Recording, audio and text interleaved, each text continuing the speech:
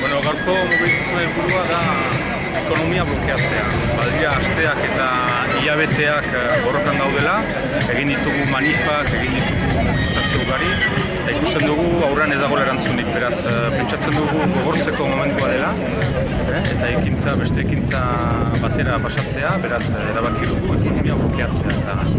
Eta hori da gaur hemen gure helburua, eta bestalde muga izatea ere, badu bere garrantzia, eta hor da, badakigu behar dugula batasun bat, gure borrokan denak elkarrekin egin behar dugulak, beraz gaur hemen ere gertu bai sindikatu ezberdinak eta bai elkarte eta beste partido politiko eta gazteri mugimendua ere hemen dago, beraz helburua da denak elkarrekin erakustea, ez daudela ados lan erreforma honekin eta ekonomia blokeatzea.